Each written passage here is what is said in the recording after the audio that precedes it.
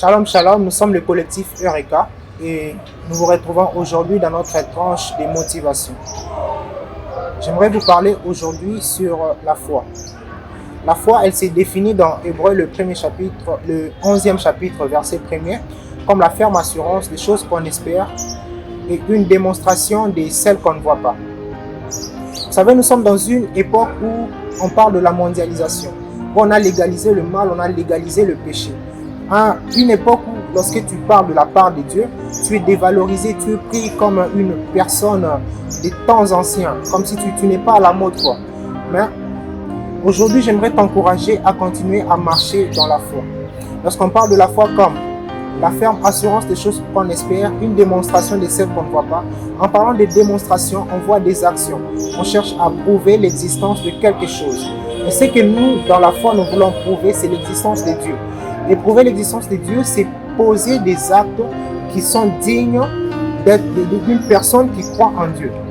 Je ne sais pas quelle est ta situation dans laquelle tu te retrouves, qui fait que parfois, tu es découragé, tu n'as pas envie de démontrer ta foi en public. Tu n'as pas envie de montrer aux gens que tu crois au Seigneur Jésus-Christ parce que peut-être dans ton entourage, je sais qui t'entoure, ce sont des occultistes. J'aimerais te dire qu'aujourd'hui, il est possible de vivre dans ce monde et de marcher dans la foi.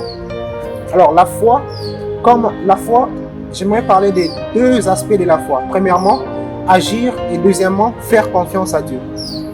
Agir par la foi, c'est quoi? C'est mettre en pratique la parole de Dieu.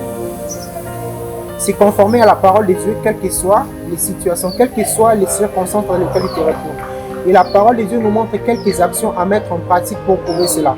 Jésus, par exemple, dit dans les livres de Luc, au chapitre 6, au verset 33, il dit si vous aimez votre prochain, faites comme tout le monde, faites comme les païens, parce qu'ils s'aiment entre eux. Mais si vous aimez ceux qui ne vous aiment pas, ceux qui vous haïssent, là, vous faites ce qui est la volonté du Père. Là, vous montrez que vous croyez vraiment en Dieu. Là où tu te retrouves en ce moment, peut-être dans le travail, tu es maltraité. C'est peut-être dans ton foyer ou c'est peut-être à l'université, je ne sais pas. Tu es maltraité, tu es traité durement de manière injuste.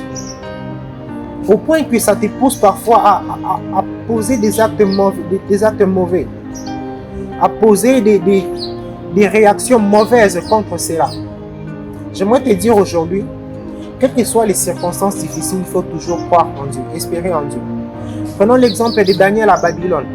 Il se retrouve en train de subir des injustices. Le roi dit, désormais vous allez commencer à vous prosterner devant moi pour m'adorer.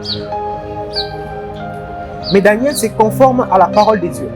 Il se conforme à la parole de Dieu au point qu'on va les jeter dans la fournaise, dans la fosse au lion. Mais la bonne nouvelle, c'est que même dans la fosse au lion, quand tu as foi en Dieu, il ne te laisse pas tomber. La même chose pour Abed-Nego, Shadrach, Meshach et 3 compagnons de Daniel. J'étais dans la fournaise ardente injustement, mais ils ont été sauvés parce qu'ils avaient cru en Dieu. Et le deuxième aspect de la foi dans lequel j'aimerais vous parler, c'est faire confiance à Dieu. Et je crois que j'en ai déjà parlé aussi.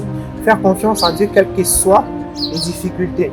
Et les bénéfices que nous pouvons avoir de la foi. Le premier bénéfice, c'est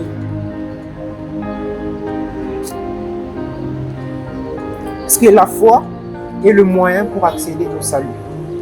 Le premier bénéfice de la foi, c'est qu'elle nous accorde le salut. La parole de Dieu dit, Dieu a aimé le monde qu'il a donné son Fils unique afin que quiconque croit en lui ne périsse point. Si tu crois en Jésus, tu ne périras point, tu auras ton salut. Et le deuxième bénéfice, il y en a plusieurs, mais j'en cite deux seulement. Le deuxième, c'est que la foi nous rend agréable à Dieu et amène Dieu à agir en notre faveur. La parole de Dieu dit, sans la foi, il est impossible de lui être agréable. Et lorsque tu as la foi en Dieu, cela le pousse à faire des choses pour toi. Et aujourd'hui, j'aimerais te rappeler à te conformer à la parole de Dieu, quel que soit l'endroit où tu te retrouves, quelles que soient les difficultés que tu rencontres dans le travail, dans la famille. Crois toujours, espère toujours en Dieu. Et j'aimerais lancer cet appel à toi qui viens de nous suivre. Si tu n'as jamais cru en Jésus-Christ comme Seigneur et Sauveur, je viens de le dire tout à l'heure, le premier bénéfice de la foi, c'est qu'elle nous apporte le salut. J'aimerais que tu fasses cette courte prière avec moi. Si tu acceptes Jésus-Christ comme Seigneur et Sauveur, tu dis, Seigneur, je viens à toi tel que je suis. Je reconnais que je suis pécheur. Je crois que Jésus-Christ est mort à la croix pour mes péchés et je l'accepte comme mon Seigneur et Sauveur aujourd'hui. J'accepte de te donner ma vie, que tu me conduises. Marche avec moi, accorde-moi ton Saint-Esprit afin que je me conforme à ta parole. Si tu as fait cette prière avec moi, sois rassuré, le Saint-Esprit entre dans ta vie et désormais tu es une nouvelle personne. Crois en Jésus, continue, persévère dans la foi, continue à lutter dans la foi. Que Dieu te bénisse. Et n'oubliez pas de partager cette vidéo et d'inviter vos amis à vous abonner et à liker.